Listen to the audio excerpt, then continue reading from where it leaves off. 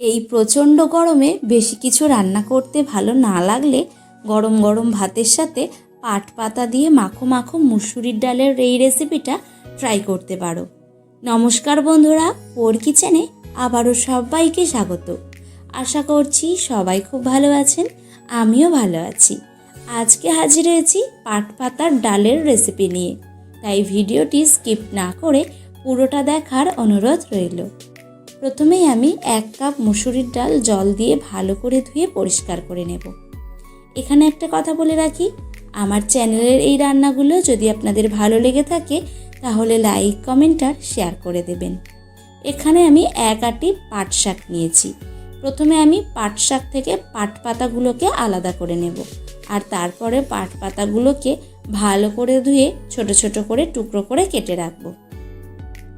যারা আমার চ্যানেলটিকে এখনও সাবস্ক্রাইব করেননি তারা চ্যানেলটিকে সাবস্ক্রাইব করে নোটিফিকেশান অল করে রাখবেন।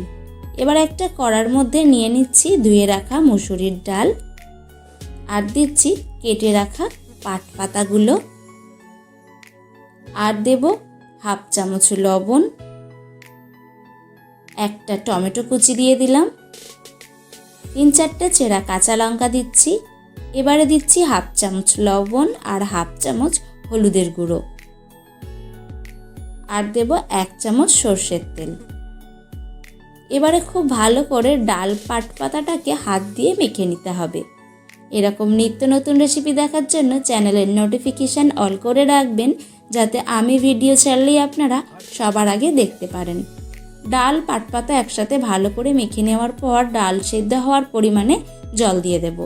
জল দিয়ে খুন্তি দিয়ে একটু ভালো করে নাড়াচাড়া করে গ্যাসের ফ্লেমটাকে অন করে চাপা ঢাকা দিয়ে মিনিট 20 মতো ডাল আর পাট পাতা সেদ্ধ করে নেব। মিনিট 20 পর ঢাকা খুলে দিয়েছি। এখন ডাল পাট পাতা খুব ভালো করে সেদ্ধ হয়ে গেছে। এখন আমি এই ডালটাকে একটা পাত্রের মধ্যে ঢেলে নেব। এবারে ওই কড়াইটাই পরিষ্কার করে ভালো করে ধুয়ে নিয়েছি। এবার কড়ার মধ্যে 1 চামচ সাদা তেল ভালো করে গরম করে নিয়ে ফোড়নে দিলাম 1/2 চামচ 5 ফোড়ন আর 2টো শুকনো লঙ্কা।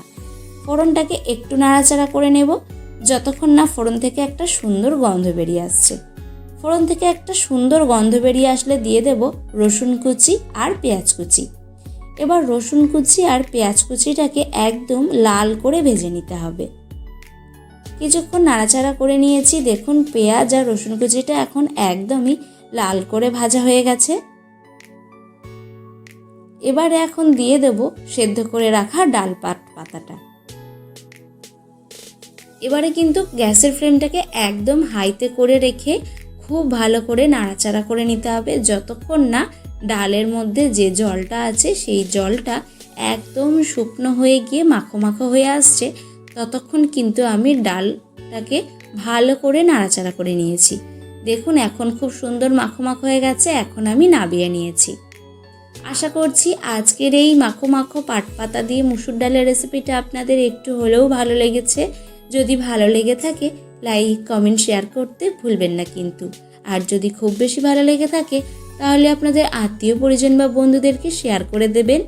এবার গরম গরম ভাতের সাথে 1 টুকরো লেবু, কাঁচা লঙ্কা আর এই মাখো মাখো মুসুরির ডাল দিয়ে পাট পাতাটা একবার মেখে দিয়ে মুখে তুলে খেয়ে বলুন তো কেমন লাগলো। আজ এখানেই শেষ করছি। দেখা হচ্ছে অন্য কোনো রেসিপিতে।